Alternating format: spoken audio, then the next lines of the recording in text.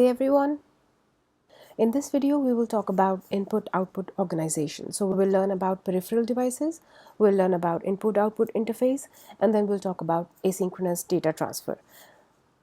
Now there are other topics that pertain to input-output organization aside from these, but we'll talk about them in the next video. The input-output subsystem of a device, simply referred to as I/O, provides an efficient mode of communication between the central system and the outside environment. So a computer serves no useful purpose without the ability to receive information from an outside source and to transmit results in a meaningful form. Now, devices that are under the direct control of the CPU are said to be connected online. These devices are designed to read information into or out of memory upon command from the CPU. These input-output devices like keyboards, monitors, printers, auxiliary memory devices like magnetic disks and tapes are also known as peripheral devices. So all input-output devices are also known as peripheral devices. Input-output devices are usually involved in the transfer of alphanumeric information to and from the device and computer. The standard binary code for alphanumeric characters is ASCII. ASCII, as you might recall, we have already discussed in a previous unit. Alright, now let's start with input-output interface. Let's see what an I/O interface looks like. So an I/O interface provides a method for transferring information between CPU and internal storage and external devices. Peripheral devices need special communication links to interface them with the CPU. These special links are needed because of the differences that exist between the CPU and peripheral devices. Now, what these differences are important to understand because that's the entire purpose of having a separate input-output interface between the central system, your CPU, the memory, and the peripheral devices. So let's take a look at what these differences are. So the first difference that exists between CPU and peripheral devices is the manner of operation. Peripheral devices are either electromagnetic or electromechanical devices, and their manner of operation is inherently different from that of the CPU and memory, which are both electronic devices. Therefore, signal values need to be converted. All right. So when CPU, memory, and peripheral devices are required to communicate with one another, there has to be one standard way to represent all the signal values, because otherwise electromechanical and electromagnetic devices are inherently incompatible with electronic devices. So that's the first difference, which necessitates the use of a proper I/O interface. The second difference that exists is data transfer rates. So data transfer rates of peripheral devices are usually lower than that of the CPU. So CPU is much faster than any peripheral device, which means a synchronization mechanism is needed. If there has to be some kind of transfer of data between the CPU and any given peripheral device because of the mismatch in data transfer rates, a synchronization mechanism is needed. Again, this is provided by the I/O interface. The third difference that exists between CPU and peripheral devices is data codes and formats. So data codes and formats in peripherals differ from the word format used in CPU and memory. So again, if data needs to be transferred between CPU, memory, and peripherals, there has to be a common ground on which this kind of transfer can take place, and that is provided by the I/O interface. Finally, there are the operating modes. Now, operating modes of different peripherals are different from each other, and each must be controlled so as not to disturb the operation of other peripherals. So not only are peripheral devices inherently different from CPU and memory, but different peripheral devices are also different from one another. They also operate differently. All right. So in order to provide some method of synchronization between these peripheral devices, so that the operation of one of the devices does not impact the operation of any other peripheral device, some kind of interface is needed. Again, this interface is your I/O interface. So this is in a very simple block diagram format. This is what this interface does. So we have the processor, your CPU. As you already know, there are data lines, address lines, and control lines, right, that emerge from the CPU, and meet the memory and the peripheral devices. Now, each of your peripheral device, here for instance, we have taken the keyboard, the display terminal, the printer, magnetic disk, any other peripheral device that your system could have. All of them are connected to these three buses through an interface. And this is the interface that actually allows your processor and the memory to be interoperable with the peripheral devices. These are the interfaces that actually take care of all the differences that we just discussed between the inherent operation of the processor and the memory, and allow for a seamless communication between the different components of a computer system. All right. Now let's talk about asynchronous data transfer. The internal operations in a digital system are synchronized by means of clock pulses. These clock pulses are supplied by a common pulse generator. Now, generally, two units, for example, CPU and I/O, are designed independently of each other, right? So, if the registers in the interface share a common clock, the transfer between the two units is said to be synchronous. So although they are designed independently of each other, if the registers in the interface between the CPU and the peripheral device, if the registers share a common clock, then the transfer of the data information between these two units is said to be synchronous. In most cases, however, the internal timing of each unit is independent. And that actually makes more sense because these components are designed independently of one another. They operate in different ways. They generate different electrical pulses. Their data transfer rates are different. So everything about them is different. So it makes sense that they run independent of each other, right? Their internal clocks and their timing signals are not uniform. And then the resulting data transfer that happens when the internal timings of these different units is independent is known as asynchronous. So we are going to talk about asynchronous data transfer in much more detail than synchronous. So in fact, we'll be focusing only on asynchronous data transfer, and that is the only reason for that is this is more common. So this is a more commonly occurring phenomena within computer systems instead of synchronous data transfer. Now, there are two main methods of accomplishing asynchronous data transfer between two or more communicating units. We can have strobe pulses, or we can have a method of handshaking. Strobe pulses are applied by one of the units to indicate to the other unit when the transfer has to occur. And on the other hand, in handshaking, each data item being transferred is accompanied with a control signal that indicates the presence of data on the bus. So the unit receiving the item responds with another control signal to acknowledge the receipt of data. So let's take a bit more detailed look into the method of operation of both strobe pulses and handshaking. So first, strobe control. Now the strobe control method of data transfer employs a single control line to time each transfer. So the strobe may be activated by either the source or the destination unit.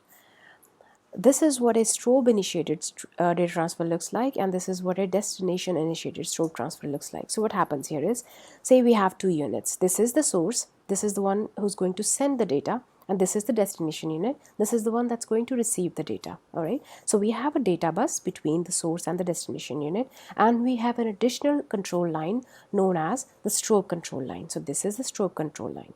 So how this happens is, suppose this is the data. This is the clock diagram of your of the data that the source unit wants to send to the destination unit. This is 0.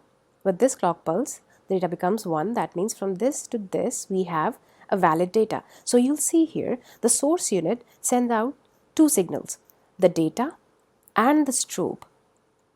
All right. So the strobe, you'll notice, starts a bit, a small time unit after the actual starting of the data. All right. So the data started here and the strobe comes a bit later. This idea of strobe is to indicate to the destination unit that the source unit has sent some data. The source unit has placed some valid data on the data bus. That is the idea of the strobe pulse. All right. So how this happens is, the source wants to send some data to the destination. It places the data, this is the valid data, onto the data bus, and once the valid data is placed onto the data bus, it sends out a strobe signal. The strobe signal starts a bit after the data and it finishes before the actual data finishes, and the idea of the strobe is to just give a nudge to the destination unit, just to indicate to the unit that I'm sending some data your way, right? So this is what the strobe pulse does. What happens in case of the destination initiated strobe transfer? Now again, the source is the one that's going to send the data, the destination is the one that's going to receive the data. But the thing here is, in this case, the destination is the one that initiates the transfer. The destination asks for some data. In this case, the source sends some data to the destination. In this case, the destination asks for some data to be sent. All right. Now, in this case, what's happening is, you can see the data bus is going from the source to the destination. And this is the normal flow of data, right? It is going to go from source to the destination. But the strobe is coming from the destination to the source. This is the only difference between these two methods of operation, right? So the destination indicates to the source unit that it needs some data through its strobe pulse, which is why in this case you can see that the strobe actually starts a bit sooner than the data. This is because first the destination unit sends its strobe signal to the source unit, and when the source unit receives the strobe, only then it places some data onto the data bus. That's why it takes a bit of time, a little bit of time, because first the destination unit indicates to the source unit that it's ready to receive some data with the help of the strobe pulse, and after the reception of the strobe pulse, the source unit places some valid data onto the data bus. So this is how source initiated and destination initiated strobe pulses work. Now the second method for data transfer was handshaking. So now see, in the strobe control method of data transfer, the source unit that initiates the data transfer has no way of knowing whether the destination unit actually received the data item that was placed on the bus. And you can appreciate this from these diagrams itself, right? So the source unit that has initiated the data transfer has no way whatsoever of knowing whether the destination unit actually received the data item. Similarly, if the destination unit initiates the data transfer, it has no way of knowing whether the source unit has actually placed the data item on the bus. Because in this case, in source initiated, what's happening is the source unit places the data on the bus and it places the strobe. And that is it. That is all the source unit does. It doesn't know if the destination has actually received the data that it placed on the data bus. And in case of destination initiated method of transfer, when the destination unit sends a strobe pulse to the source unit, it has no way of knowing whether the source unit has actually received its notice, whether the source unit has actually received the message. When the data actually gets placed on the bus and the destination unit receives that data, only then this unit comes to know that yes, my signal was actually received. Before that, if the transfer hasn't occurred, in that time period, the destination unit has no way of knowing if the strobe was actually received by the source unit.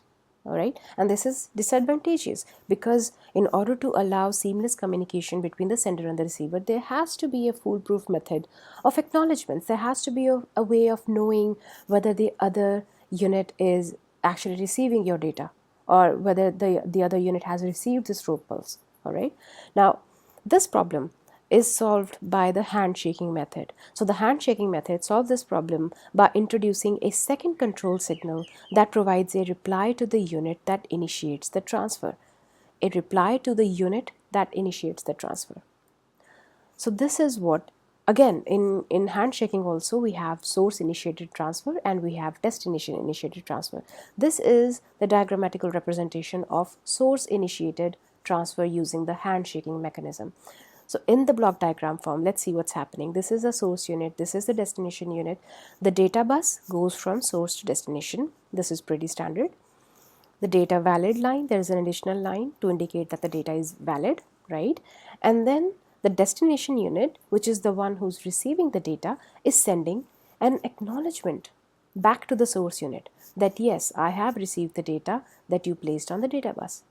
So in case you can actually visualize this using timing diagrams as well, right? This is the data bus, this is the data valid line, and this is the acceptance line that comes from the destination unit and goes all the way to the source unit. This is an acknowledgement that the data has been received. And this is what happens in a source initiated handshaking data transfer. So the source unit, it places the data on the bus, it enables the data valid line. On the destination unit side, what's happening is the destination unit accepts the data from the bus and it enables the data accepted line, right? The source unit, when it receives the message, it receives the acknowledgement, it disables the data valid line and then it invalidates the data on the bus. All right. And then when destination unit sees what source unit has done, it disables the data accepted line and then it is ready to accept more data. So it goes back into its initial state and then the transfer can continue again. A similar thing happens in case of destination initiated transfer using the handshaking protocol. So what's happening in this case is the first thing that happens is the destination unit indicates to the source unit that it's ready to receive the data because this is destination initiated, right? So the destination has to initiate the process. So the first signal that interchanges between the two units is this one, ready to for data. That is, the destination unit is indicating to the source unit that it is ready to receive the data. When the source unit receives this message, it puts the data on the data bus and it enables the data valid line. And this you can actually understand from this sequence of events as well. So the rest of the stuff remains the same. The only difference is who initiates the transfer. The data will go from the source unit to the destination unit, but the initiator is different in each case. And this is how handshaking works. Now, the handshaking method provides a high degree of flexibility, naturally, and reliability because there is a proper acknowledgement protocol in place, right? Because the successful completion of a data transfer relies on active participation of both units. Both units are now involved in the transfer of data. So, the sender is being acknowledged by the destination is being acknowledged by the sender, so it's a foolproof process. Now, if one of the units is faulty, the data transfer will not be completed, and such an error is detected via a timeout mechanism. So a timeout mechanism is important. Otherwise, both units will wait forever. They will wait indefinitely. If a sender is sending some data to the receiver and the receiver is faulty for some reason, right? So if it's unable to receive the data, so there has to be a timeout mechanism in place. If the data transfer is not complete within the allocated time period, then there should be a mechanism to just stop this entire process and start again, right? So there's an alarm that is produced if the data transfer is not complete within a predetermined time. Otherwise, the units will be waiting indefinitely. So that's it for this video. Just a quick recap. In this video, we talked about input-output organization. So the discussion started with a brief discussion about input-output devices, or otherwise known as peripheral devices, and we talked about the input-output interface. We saw what an I/O interface actually does, the purpose of an I/O interface within a computer system, and then we talked about asynchronous data transfer. In the next video, we are going to talk about the rest of the topics that pertain to input-output organization. We'll be talking about serial versus parallel data transfer. We'll talk about different modes of data transfer. And finally, we'll discuss the input-output processor.